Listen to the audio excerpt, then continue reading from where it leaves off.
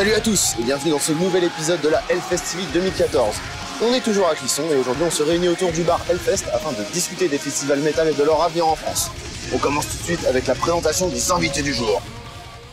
Aujourd'hui dans ce débat pour représenter le Hellfest, Johan Lenévé, cofondateur et responsable de la communication.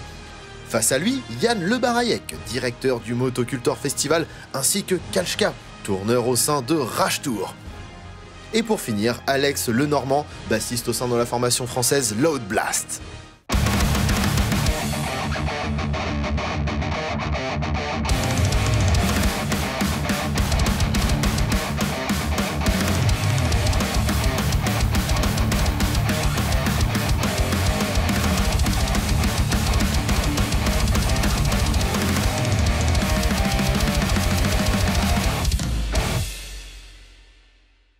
Nous voilà sur le plateau du Hellfest et cette année, nouvelle formule, vous le savez déjà, donc nouveau lieu de tournage. Aujourd'hui, on va parler des festivals en France. On ira voir aussi ce qui se passe un peu chez nos voisins européens. Donc pour entrer dans le vif du sujet avec mes invités du jour, j'ai une première question à vous poser.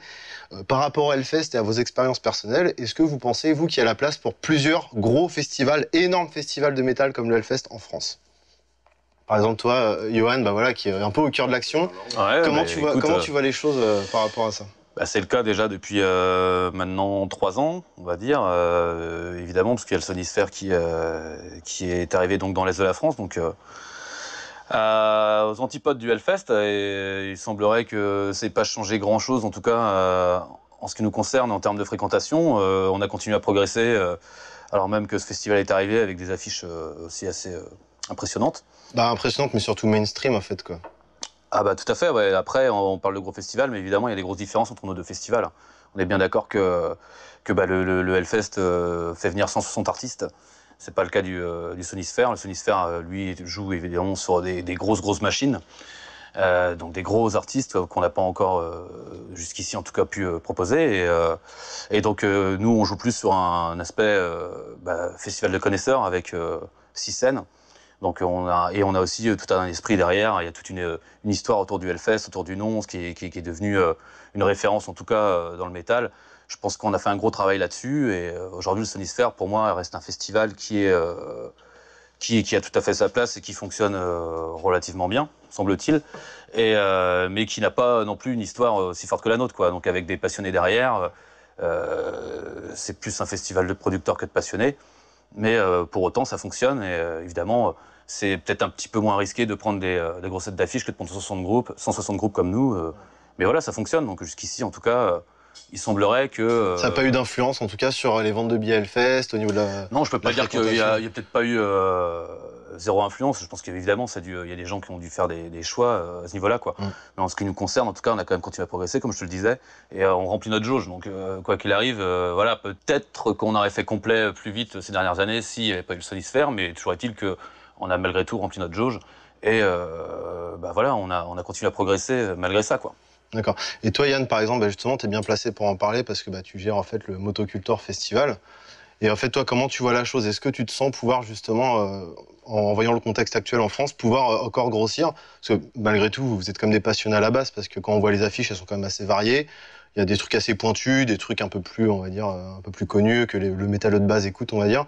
Comment tu te sens par rapport à ça? Est-ce que tu sens que toi, ton festival pourrait encore évoluer, malgré, entre guillemets, l'ombre du Hellfest qui est quand même, qui domine un peu quand même le paysage en France? C'est vrai qu'on est à 140 km, donc... Voisins. Ouais. On est voisins.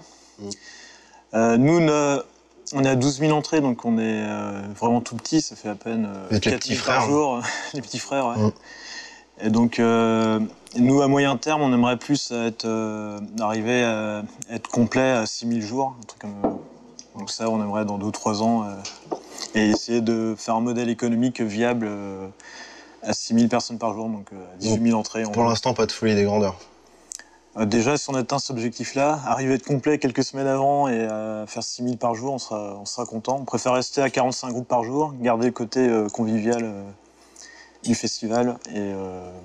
D'accord. Parce que il n'y a pas tant que ça pour un très gros festival. J'ai du mal à voir comment on pourrait, à part refaire la même chose, de venir à Hellfest Beach, je vois pas trop l'intérêt, parce que refaire les mêmes groupes, vous avez quand même un... Les têtes d'affiche, c'est assez limité en nombre. Vous avez un parti pris qui est différent, c'est que vous, des fois, vous faites venir jouer... vous avez fait jouer MC Circulaire, qui est du rap. Vous avez fait venir le Nal Band, qui est un truc un peu parodique, heroic fantasy folk. Justement, est-ce qu'il n'y aurait pas une place à prendre là-dedans? Justement, mélanger le métal. Et ce que les métalleux aiment en général, parfois dans le rap, parce qu'il y a des artistes rappeurs qui sont appréciés par les métalleux, ou le Nal Band qui était venu. Ce sera une idée, par exemple, ça a développé. C'est ce qu'on essaye chaque année, mettre des groupes un peu décalés. Il y a eu Andreas et Nicolas et Travaux il y a certaines années, donc c'est pas évident de trouver des groupes qui sont dans l'humour et qui sont bien marrants, mais on essaye chaque année de trouver un ou deux groupes décalés. D'accord. Et vous, les gars, vous avez un peu l'expérience des concerts et des festivals en règle générale. Comment vous sentez le truc justement par rapport au Hellfest? Est-ce que vous pensez qu'en France, il y a un potentiel pour développer cette activité de festival? Parce que quand on compare par exemple à l'Allemagne ou aux pays scandinaves, où là-bas ça pullule dans tous les sens, il y a plein de festivals spécialisés ou même éclectiques. Est-ce que vous pensez qu'en France, on a le public et surtout des gens suffisamment motivés, entre guillemets, suffisamment de couilles en fait, pour apporter du vent frais en France et surtout faire vraiment des affiches béton qui rapportent du monde et faire des modèles économiques viables. Pour moi, déjà, il y a beaucoup d'étrangers en fait, qui se déplacent. Ça, c'est aussi un point vraiment très positif. C'est vrai que, par exemple, en Suède, il y a des festivals en fait, qui sont axés que glam, par exemple. Ils remplissent, en fait, etc. Machin. Je pense qu'ici, si on faisait un festival glam à cette ampleur-là, comme en Suède, par exemple, ce ne serait pas viable. On pourrait le faire en fait, dans une petite salle, genre le Divan du Monde, pendant 3 jours. Je pense que là, en fait, ça pourrait être... assez, on va dire, rentable, mais ça pourrait attirer des gens. Mais ce ne serait pas possible, en fait, en France, à l'heure actuelle. Ça, c'est évident. Après, en fait, ce que je pense, mis à part le fait que beaucoup d'étrangers viennent ici, et que beaucoup de groupes, je ne connais pas un seul groupe qui ne veut pas jouer au Hellfest. Ça, c'est clair. Ah, moi, j'en connais quelques-uns. Moi aussi. Ah, ouais. Ok, bon, Est-ce qu'on les cite ou pas? Pardon. On ne va pas les citer dans ces cas-là, mais pour ma part, non. Je pense que le Hellfest, c'est une référence. Ça, c'est clair et net, c'est établi. Maintenant, c'est... voilà. Et aussi, pour continuer, je pense que ça dépend aussi de la période. Si, par exemple, on met 3 festivals au même endroit en juin, ça va être compliqué. Je pense que là, par exemple, pour le Motocultor, vu que c'est fin août, ça permet aussi aux gens qui travaillent en juin de se dire, tant pis pour le Hellfest, on peut aussi se rabattre, entre guillemets, sur Motocultor. Mais... C'est bien de donner des options aux gens. Pour moi, c'est pas une histoire de public, en fait. D'accord. Pour moi, c'est pas une histoire de public parce que tu trouveras toujours un petit peu ton public. Effectivement, surtout que ça brasse dans toute l'Europe, voire le monde entier, parce que je sais que sur le Hellfest, ça brasse vraiment. Combien de nationalités déjà? 70 nationalités différentes. 70. Je crois que j'ai... 70 pour nos amis. 70. Et c'est pas un fait, c'est la réalité, 70 nationalités différentes, et puis on a plus de 20% d'étrangers, donc sans eux, on pourrait tout simplement pas exister aujourd'hui, quoi. Donc c'est pour ça veut dire qu'ils sont nécessaires à la réussite du festival, quoi. Donc le public français, aujourd'hui, n'est pas suffisant, en fait, pour faire... Mais si t'as une bonne affiche, t'auras du public, quoi qu'il arrive en France. Moi, je pense que le souci, ça va être plus au niveau des promoteurs, c'est-à-dire de se tirer la bourre sur des groupes, sur des choses comme ça. Toi, tu disais tout à l'heure qu'il y a des groupes que vous n'aviez pas pu avoir à cause du Sonisphère, des choses comme ça. Donc, le problème d'être, tu vois, sur une période estivale, à peu de mois, peu de semaines d'intervalle, c'est surtout ça. C'est en fait, à partir d'un moment, est-ce que c'est super intéressant pour le festival de se tirer la bourre et de faire monter les prix sur un artiste ou sur un... ça sert personne à l'arrivée, de toute façon. Comment ça se fait qu'en Allemagne et dans les pays scandinaves, ça cohabite sans problème? C'est-à-dire que voilà, ils sont tellement variés, ils font tellement de choses. Il suffit de regarder en fait, le nombre de magazines en fait, dédiés à la scène métal en Allemagne, le nombre de vestapages que tu croises dans la rue. C'est pas le même, quoi. Compris, hein. De toute façon, on peut même pas en fait comparer en fait l'Allemagne ou même les pays scandinaves aux fans de musique en fait extrême entre guillemets ou de heavy metal en fait par rapport à la France. La France, on est novice.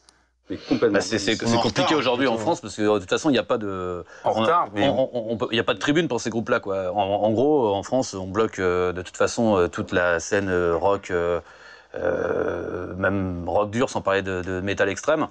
Elle peut pas s'exprimer, quoi. Déjà, tout simplement, il y a des quotas pour tout ce qui est diffusion radio, télévision, etc., il faut des groupes qui chantent, qui s'expriment en français, et c'est pas quand même chose courante dans notre domaine musical, quoi. Alors déjà, ça ferme beaucoup de portes. Ensuite, les médias se désintéressent complètement de notre scène, justement, ce qui n'est pas le cas en Scandinavie, en Allemagne, où tu vois que même pour des cérémonies de remise de prix, on a des sections, justement, métal extrême, Clam, vous allez en Norvège, en fait, Satyricon, ils viennent de recevoir un prix, machin, etc. Ah, voilà. Si aujourd'hui on voit du métal à la télé, c'est pour le genre de choses, imagine. Ouais. Enfin, je sais pas, n'importe quel groupe death metal français joue avec l'opéra, enfin le ballet de l'opéra ou un truc comme ça, enfin à Paris, c'est complètement. On n'a pas le même terreau pour faire développer les musiques extrêmes, c'est évident, quoi. Alors, ce qui n'empêche qu'on a quand même énormément de fans, et il faut les satisfaire de toute façon. Et donc. Ouais. Mais il y a une présence quand même importante malgré tout. Je pense que la preuve en est que le festival fonctionne bien, que le Sonisphère a bien fonctionné aussi, que les petits festivals qui émergent comme le Motoculteur, l'Extrême Festival, le SILAC fonctionnent de mieux en mieux. On peut pas, ça fonctionne de mieux en mieux. C'est peut-être pas encore des succès. Il n'empêche qu'ils sont là. Mais ils sont là et ils existent et aujourd'hui, je pense que voilà, on apporte un peu plus de visibilité à ces genres musicaux qui ont été complètement. De toute façon, c'est vrai qu'il y a un problème en France, c'est-à-dire que quand les médias parlent du métal en général ou du punk ou du hardcore, c'est toujours c'est horrible, c'est des satanistes. Ou c'est de la dérision, quoi. Voilà. Ils grindent tout sur leur passage, regardez les monstres. Ou alors c'est mais non, regardez, c'est des petits oursons, ils montent leurs fesses, ils sont tout mignons. C'est-à-dire qu'en fait, on parle même pas de musique. Ça m'énerve au plus haut point. Je suis désolé. Hein. Il y a le coup de gueule. Évidemment. Le coup de gueule. Je ne peux pas vous laisser dire ça, monsieur Lenormand. Mais voilà. Non, mais c'est clair net. C'est-à-dire qu'en France, on a un souci. Alors, je pense que c'est la qualité des médias. Tout le monde est beau, tout le monde est gentil, on est super cool dans le métal. C'est insupportable. Non, c'est pas que des enfants de cœur dans le métal, je suis désolé. Évidemment, et le problème c'est qu'en France, j'ai l'impression que les médias, voilà, c'est ça, soit c'est des méchants satanistes, soit c'est des bisounours qui montent leur cul. Et en fait, on a des gens normaux, quoi, déjà. C'est des gens normaux, c'est des gens normaux. C'est pas juste. Mais il y a tout le temps une caricature qui est faite d'une manière ou d'une autre. D'une manière ou d'une autre. On n'a pas d'émission ou de chroniqueur qui va juste parler de musique, en fait. Et en fait, par quel biais finalement on pourrait, entre guillemets, faire croquer les frères, quoi. Tu vois, genre, le Hellfest a plein de petits frères. On parlait du SILAC, du Motoculteur qui est le cadet, entre guillemets, quoi. Et dans ce cas, voilà, quels seraient en fait les moyens, en fait, pour faire en sorte que la populace, la masse. Alors, est-ce que c'est le but déjà ? Est-ce qu'il y a une volonté aujourd'hui en France Déjà, est-ce que c'est le but ? Non, puis attends, là tu parles de tous ces festivals-là, mais par contre, moi, il y a une chose que je trouve relativement positive par rapport au métal, c'est que travaillant avec énormément de festivals éclectiques, ça m'arrive de plus en plus de caler des groupes métal. Si on mêle un peu tous les extrêmes, métal, hardcore, ce que tu voyais pas avant. Maintenant, sur des festivals entre, peut-être pas Francis Cabrel, mais je sais pas, entre les Ogres de Barbac et Orelsan, tu retrouves un Sepultura, tu retrouves un Loot Blast, tu retrouves un Apple Death, ce qui n'arrivait pas avant. Oui, c'est vrai. C'est vrai qu'il y a en fait, c'est ce qu'on disait tout à l'heure, c'est qu'on a un train de retard, juste, en fait. On a un train de retard. Parce que ce genre de truc, dans les pays scandinaves, justement, ça fait longtemps que les trucs un peu plus mainstream ou les styles un peu autres que le métal cohabitent avec le métal, justement, quoi. Et donc voilà, de toute façon, là, il va être temps de lancer la petite chronique. Donc on va se regarder les chroniques de Two Guys One TV, on se retrouve juste après ça.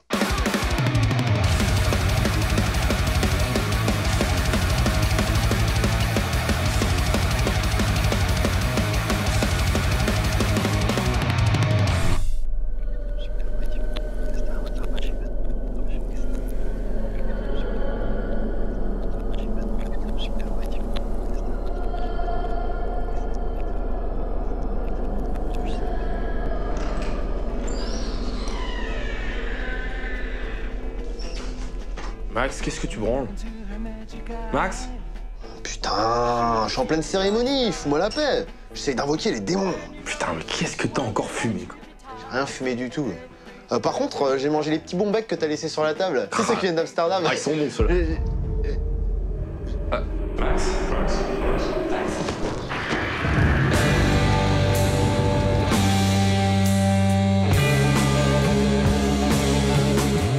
Cette année, au Hellfest, on aura droit à pas mal de groupes psychés qui aiment jouer de la bougie et du crucifix. Acid King. Acid King. Voilà, les mecs, c'est les rois de l'acide, quoi, direct. Non mais c'est cool quoi, au moins on voit de quoi ça parle. Alors en fait, Acid King c'était le surnom de Ricky Kasso, un adolescent américain, dealer de drogue, qui a tué un pote à lui et qui lui a arraché les yeux sous les effets de la drogue. Il avait l'air sympa. Mais c'est un fan d'ACDC. Et voilà, le rock'n'roll a encore fait des dégâts sur nos jeunes têtes blondes. En plus, le mec, pour sa défense, a accusé Satan. Comme quoi, c'était lui qui lui avait donné l'ordre de faire ça. Qu'est-ce que vous voulez qu'on dise, nous, après ça? Acid King, c'est l'archétype de ce à quoi on pourrait s'attendre quand on passe sous la vallée. Des grosses rythmiques lancinantes, des solos acides, des lignes de chant cosmiques, un son chaud et étouffé, et clairement qui vous fera planer, mais surtout qui s'apprécie avec un bon petit buzz sa mère. Cadavar s'est formé en 2010, mais ils font clairement partie de ces groupes qui surfent allègrement sur la vague du revival. Effectivement, les styles 70s voire même 60s reviennent sur le devant de la scène en ce moment. Et si c'est bien reproduit, alors pourquoi pas? Ces trois gars-là sont de Berlin, la capitale européenne de la hype. Et pourtant, leurs influences sont clairement anglaises et se situent entre Led Zeppelin et Black Sabbath. Ils poussent le vice jusque dans leur look. En parlant de Led Zepp, ils sont aussi à l'affiche du Ah bah non. Non, en fait, c'est Led Zeppelin et c'est juste un cover band féminin de Led Zepp. Mec, je suis sur internet, je viens de découvrir que le succès de Cadavar venait uniquement du fait qu'ils étaient francs-maçons. Putain, ça m'énerve. Si tu prends leur logo, bah de toute façon, ça c'est que des triangles. Et tu sais, les triangles, c'est la pyramide Illuminati, là, le truc des. Quand tu zoomes au fond du triangle, on voit clairement le drapeau d'Israël. Voilà un bon moyen de remonter dans le temps. Vous rentrez sous la vallée lors du passage de Cadavar, et il suffit que vous soyez un tant soit peu sensible au rock des 70s, et vous verrez qu'on sait encore un peu y faire en la matière. L'ère du revival bat son plein, et les SS en sont le parfait exemple.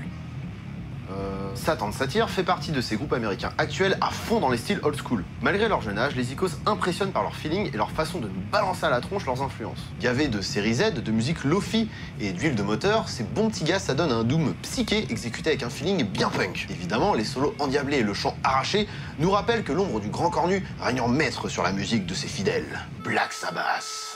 Puisqu'on est dans l'occultisme et la musique brumeuse, autant aborder l'un des pionniers du genre, parfois même considéré comme le premier groupe de métal. Bon ok, ils commencent un peu à dater les petits pères. C'est pas Ozzy qui prend le micro, c'est le micro, Ozzy, Mais visiblement, les mecs se la donnent encore sur scène et en studio. Pour en revenir à notre sujet, Black Sabbath aussi a des influences, tout n'est pas arrivé comme ça. Beaucoup de détails laissent croire que le groupe Coven, créé en 1969, juste quelques mois avant Black Sabbath, en fait partie. Suffit de regarder le nom de leur bassiste de l'époque, Mike Oz Osborne, et surtout le nom de la première piste du premier album.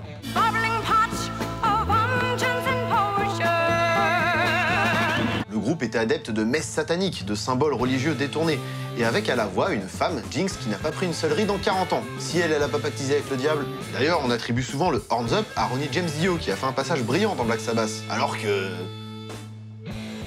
Comme quoi les racines du métal vont toujours plus loin qu'on ne le pense. Bref, Black Sabbath a propagé ses Torahs autour de la planète. Ils sont enfin au Hellfest pour nous offrir leur heavy doom traditionnel, culte et occulte. Avec en plus Iron Maiden à l'affiche, on peut dire que la boucle est enfin bouclée. Et tout le monde sera réuni pour la grande messe. Bon, je commence à en avoir un peu marre, moi, de cette période-là. Bon, allez, je retourne dans le futur.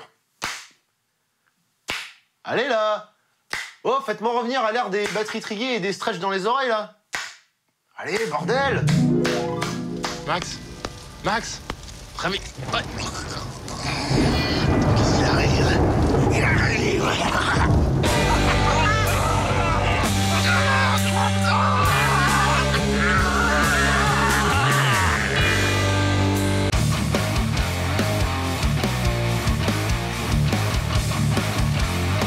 Donc de retour sur le plateau de la Hellfest TV. Donc moi en fait, Yoann, j'avais une petite question pour toi. Est-ce que tu penses qu'en France, il n'y a pas un créneau à prendre tout simplement quand on voit que le Hellfest est obligé en fait de faire 4 festivals en un? Enfin, je sais pas si vous êtes d'accord avec ça, mais le Hellfest c'est un peu ça quoi. T'as un festival extrême sous la double tente, l'Altar Temple. T'as un festival hardcore sur maintenant la Warzone qui est en plus open air. T'as un mini Roadburn, voilà, avec tout ce qui est Doom, Psyché, Sludge et compagnie sous la vallée. Et puis t'as le festival des têtes d'affiche sur les main stage. Donc pour moi, ça prouve qu'il y a une lacune en France parce que voilà, le Hellfest est obligé quelque part de combler ce manque. Qu'est-ce que t'en penses toi?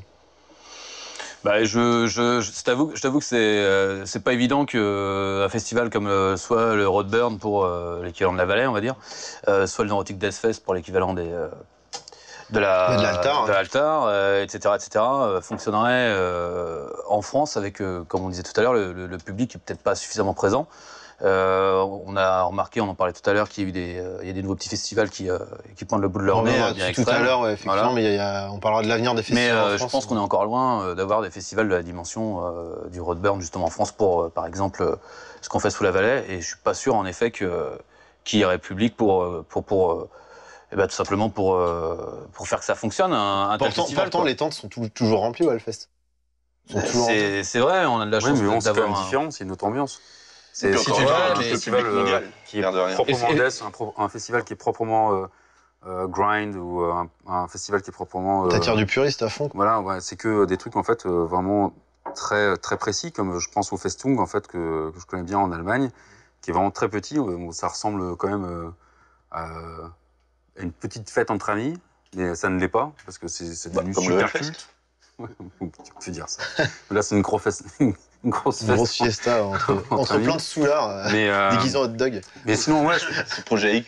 Je pense pas que ce soit comparable de toute façon. Voilà, c'est peut-être difficile à. Je suis pas sûr encore qu'aujourd'hui il y ait des suffisamment, en tout cas, comme je disais, de public et de structures qui sont prêtes à se lancer dans des projets aussi ambitieux, parce que c'est malgré tout ambitieux de lancer des festivals aussi typés en France. Parce qu'encore une fois, à moins que le public vienne de l'extérieur et de l'étranger, et donc ces cas-là, ça peut peut-être fonctionner aussi de la même manière, si la programmation est toujours ambitieuse dans des domaines bien particuliers, je pense que ça peut marcher, mais j'en suis pas convaincu non plus. Maintenant, ça marche au Hellfest, comme tu dis. Pour prendre un exemple précis, voilà, il y a le Wolfstone qui s'est lancé l'année dernière. C'est exactement ce que j'allais dire. Voilà, qui était une affiche vraiment Black Death, métal extrême, donc vraiment un truc de passionné avec une affiche hyper pointilleuse. Un excellent festival d'ailleurs. Ils ont fait, mais ils ont vendu tout sold out hyper rapidement. Mais bien sûr, ils ont fait complet. Mais attention. 2 mois avant, mais il y avait beaucoup d'étrangers. Pas 500. Voilà, ça n'a rien à voir. Tu vois, on n'est pas. C'est vrai que c'est pas un énorme festival, mais quelque part, mais en tout cas, c'est bien que ça existe. Mais c'est bien que ça existe. Je suis content que ça existe. C'est bien que ce soit complet, que ça fasse etc. Mais justement, c'est là où il faut relativiser. On reste dans une salle, qui plus est en banlieue parisienne, qui fait 500 personnes. Il y a le festival dans le sud de la France, l'Extreme Fest. C'est un peu typé trash, hardcore, avec des skates. Un peu le Resurrection en France, quoi. Même le Resurrection a complètement évolué cette année. Mais, tout à fait aussi. Ils bossent en partenariat d'ailleurs, les deux. Ah ouais, d'accord. Ça m'étonne pas trop. Yvan et David, en fait, sont en contact les deux, puisqu'ils sont sur le même week-end. Et on travaille des artistes. Il y a une identité au niveau de l'affiche. Ça fait très skate, hardcore. Crossover, skate, metal hardcore. Sud-Ouest c'est bien vrai. D'ailleurs, on remarque ce qui est assez bizarre, c'est que dans les festivals, dans les pays où la culture métal n'est pas énormément développée, on a l'impression que c'est à une orga de faire tout le boulot. Exemple encore avec le Resurrection, où à la base c'était vraiment un festival punk hardcore, comme vous à la base d'ailleurs, c'est marrant, ça suit le même schéma, et qui aujourd'hui se diversifie en faisant jouer du Amon Amarth et du Vaten, quoi. C'est un genre de mini Hellfest, mais en Espagne. En Espagne, le métal, voilà, c'est pas le style le plus réputé comme en France. Voilà, avant qu'il y ait le Hellfest. On dit ça de l'Italie aussi. Après, ils n'ont pas les structures pour, souvent. Après, c'est difficile. Moi, j'ai fait une tournée en Italie. C'est pas la fête. Pourtant, il y a du public. Il y a beaucoup de fans italiens, en fait, qui bougent justement à l'étranger. Parce qu'en fait, ils trouvent pas ce qu'ils ont chez eux. Parce que les structures, en fait, sont vraiment très, très... Je pense que ça, c'est un point qui est aussi intéressant. C'est qu'aujourd'hui, les salles françaises ne sont pas encore suffisamment... ouverte d'esprit aussi pour accueillir ce genre de festival, quoi. Et je pense que ça, c'est un vrai problème, quoi. Les SMAC, aujourd'hui, déconsidèrent énormément toutes ces scènes-là, quoi. Je pense qu'il y a une légère évolution, justement, depuis qu'il y a le Hellfest, de la même manière que tu vois, l'année dernière, les Hellfest ont fait venir Rammstein, donc ils se disent, tiens, c'est que ces musiques-là fonctionnent aussi, donc il y a une légère évolution, mais on est encore loin de ce qui peut se passer dans des pays, voilà, la Hollande, la Belgique, les pays scandinaves, l'Angleterre, l'Allemagne, où là, il y a vraiment une considération pour ces musiques. Aujourd'hui, ces musiques-là ne sont pas considérées en France. Je pense en Espagne, c'est à peu près la même chose, et en Italie aussi. Donc ça pose aussi un problème pour les organisateurs de mettre en place quelque chose où les outils ne considèrent pas justement ce... nous, au moins, en France, on a des SMAC. Voilà, c'est mais les SMAC... En fait, toi, tu dis... Parce qu'en Italie et en Espagne, c'est pas ou les festivals, comme ça peut être, par exemple, pour Wolfstone. Ça peut être les deux, tu vois. Quand tu vois justement le Roadburn, c'est dans un complexe type SMAC, mais en Hollande, et ils font un festival là-bas, quoi. Aujourd'hui, on voit pas encore ce type de festival se mettre en place dans des structures qui sont financées justement par les non, ça c'est juste peut-être agglomérations. Expliquer ce que c'est une SMAC pour les internautes qui regardent l'émission. Voilà, qui en général est tout le temps financée entre guillemets par justement les institutions du coin, donc les mairies, la DRAC, la région, les collectivités, tout simplement. Voilà. C'est régional. Si tu parles en fait des groupes, moi je suis pas super d'accord avec ça, dans le sens où moi vendant les dates, tu vois, je t'es bien placé pour en parler. T'as quand même chaque trimestre. Pour ceux qui sont un peu moins motivés, on va dire, chaque semestre, mais ils ont tout le temps quand même leur date métal. Et c'est pas que faire du Gojira ou tu vois du lourd. On arrive. C'est pas vieux. C'est de mieux en mieux. C'est de mieux en mieux. C'est de mieux en mieux. Mais pourquoi ? Parce que par exemple, tu vois, nous on parle ici, toi t'es de Rennes, tu vois, t'as l'Econova ou Lubu qui vont faire des choses parce qu'on est vraiment, voilà, c'est l'Econova à Vannes, mais Lubu à Rennes. On est sur un territoire où il y a justement une certaine. Lubu à Rennes, t'auras pas de métal. Bah, il y en a un petit peu quand même, Garambosier en fait, quoi. Il fait surtout l'étage. Les Conova. J'ai vu Napalm Death là-bas. Les Conova, enfin, t'étais pas né que j'ai vu Napalm Death là-bas. Il y a toujours un petit peu. Mais on est sur un territoire un peu particulier, quoi. On est dans le reste de la France. On peut pas, voilà, c'est pas la France entière, quoi. Et encore une fois, les Conova, jusqu'il y a peu, c'était Pierre Poli qui était à la tête de l'Econova. Donc une SMAC, donc il était fonctionnaire entre guillemets, et il était aussi à l'origine du Metal Therapy, donc quelqu'un qui considérait ces musiques-là, quoi. Mais aujourd'hui, les gens qui sont issus de la culture, là, qui sortent des écoles et qui vont travailler dans les SMAC et compagnie, pour eux, le métal, c'est pas encore. C'est du pipi. Moi, ça m'arrive par exemple d'avoir des promoteurs qui me disent j'ai besoin de. Ah mais ils sont quand même pas nombreux. J'y connais rien. Qu'est-ce que t'as ? Ouais, parce que ça. Depuis quand, toi, les groupes que tu fais jouer, c'est concrètement, en gros, le secteur, c'est plus metal hardcore, plus. Bah nous, on a un catalogue qui est quand même beaucoup plus, tu sais, tout ce qui est extrême, donc que ce soit hardcore, punk rock, metal, etc. Mais en métal, on en a un petit peu quand même. Et c'est vrai que parfois, les gens, même les programmateurs de SMAC qui n'y connaissent rien, et il y en a, pardon pour vous. Non, on peut le dire. On peut le dire. Hein. Et ma fait, grosso modo, ils veulent pas de groupe en particulier. Mais c'est, vas-y, qu'est-ce que t'as en métal ? Il me faut une date métal. Sur mon trimestre, là, il me faut une date métal. Ouais, mais c'est toujours genre. Mais donc déjà, ils connaissent rien, c'est bien ce qu'on dit. Et puis, et encore. Mais ils l'acceptent chez eux. Sur un trimestre, ils le font maintenant. Heureusement. Sur un trimestre, ils vont faire 20 dates. Je peux dire que je joue dans pas mal de SMAC. Ils essayent d'avoir une Saki. Voilà. Non, mais ils essaient d'avoir un minimum de caution, quoi. Mais aujourd'hui, c'est vrai que sur une SMAC qui va faire une bonne vingtaine de dates, voire plus sur un trimestre, ils vont se dire bon, il faut qu'on fasse quand même une ou de dates. Oui.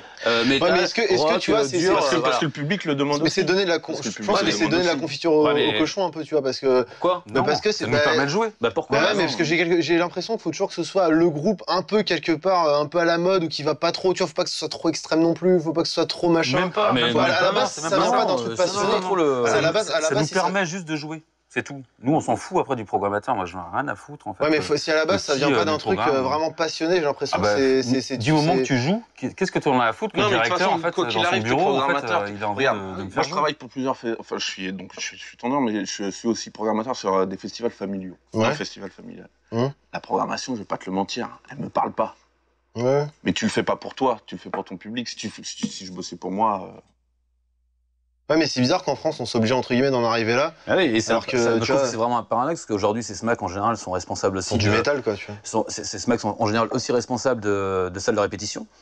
Et aujourd'hui, quand tu regardes ce qui se passe dans les salles de répétition, t'as plus de 50%, enfin, en règle générale, hein, franchement, qui sont soit dans le métal, le stoner, le hardcore, le deathcore, ce que tu veux, quoi. Et donc pourquoi il n'y a pas une corrélation qui est faite entre ce qui se passe dans ces putains de salles de répète et les programmations? Mais voilà, le problème, c'est qu'on n'a pas parce que les mecs qui font les programmations, ils connaissent que dalle, quoi. Voilà. Parce que encore une fois, on est face à un problème où le métal est déconsidéré, quoi. T'arrives de plus en plus. On est déconsidéré, donc du coup, ça fait pas, tu vois. En même temps, encourageant quand même. C'est pas une musique non plus que tout le monde écoute, tu vois, tous les jours. Ce qui est encourageant, c'est de voir qu'il y a une scène amateur qui est vraiment importante dans le métal. Même dans le public, je pense. Je me rappelle, il y avait un sondage une étude qui a été faite. Il y a beaucoup de musiciens dans le public du Hellfest. Tout à fait. Ouais. Et nous, on a énormément de demandes. Des gens qui pratiquent. J'imagine que c'est pareil pour le Hellfest, de groupes amateurs de toute la France qui veulent jouer dans notre festival. Bah oui. Et ça, que ce soit en Bretagne, on a fait un tremplin, on a eu 70 candidatures, je trouve ça énorme, quoi. Donc ça veut dire qu'il y a quand même la scène elle est vivante, des musiciens. La scène elle est vivante. Sauf qu'il n'y a pas de lieu. Mais les programmateurs le savent, encore une fois. Je me mets au défi d'aller dans des et ça change tout doucement, quoi. Mais pour l'instant.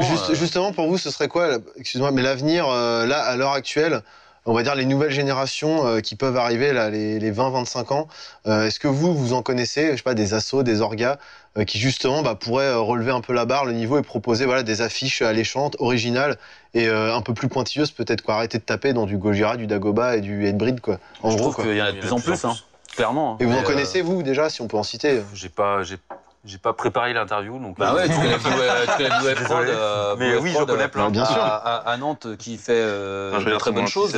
On a le Metal Fest aussi, qui organise un festival justement hyper bien, où ils mettent en avant justement toute la scène essentiellement locale. Mais il y a Garand Bosia depuis 15 ans qui fait ça. Garand Bosia, lui, c'est une référence dans les parle de l'avenir. Là, on est même plus sur une asso. Là, on parle plus des enfants. On parle plus des petits jeunes, là, tu vois. Et les petits jeunes, je vois, tu vois, moi je suis aussi originaire de Lorient, et donc je connais bien le Galion. Et il y a de plus en plus d'assauts.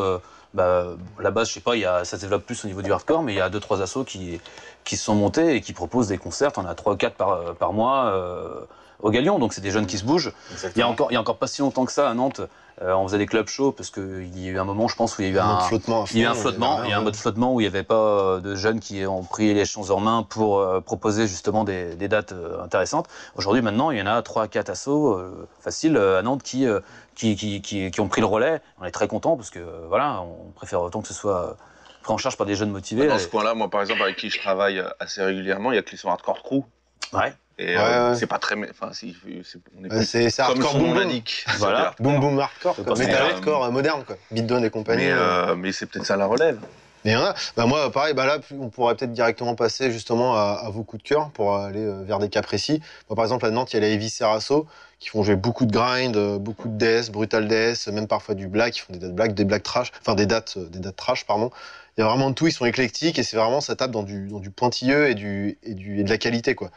Donc vous, par exemple, moi, je peux te dire direct, sur Rennes, en fait, des petits jeunes qui se bougent depuis pas mal de temps, c'est Face to Face, et au point qu'ils veulent ressusciter des morts, le Super Bowl of Hardcore, et ils ont bien raison. Et ça, c'est une très bonne idée d'ailleurs. C'est une super idée. Je ne savais pas, mais c'est une très bonne idée. On va voir ce que ça donne. Je pense que ça marche. Nous, on est derrière eux, en tout cas, pour les aider. Voilà, pour moi, ça c'est la relève, ouais. Ça c'est mon coup de cœur. D'accord. Ouais, c'est vendu, c'est vendu. Est-ce que t'as un coup de gueule, tant qu'on y est? Un coup de gueule N'importe quoi, parle de ce que tu veux, pas forcément festival. À part mon voisin de gauche, j'ai rien. J'étais sûr. Non, j'ai pas de coup de gueule. Je suis quelqu'un de positif. Ben écoute, c'est bien. Ben moi c'est pareil en fait. Pour moi je vois que du positif en fait en ce moment, et depuis longtemps d'ailleurs. Grâce à beaucoup de choses, et c'est vrai que moi je le ressens par rapport vraiment aux étrangers, qui me parlent à chaque fois en fait de beaucoup de groupes en fait français.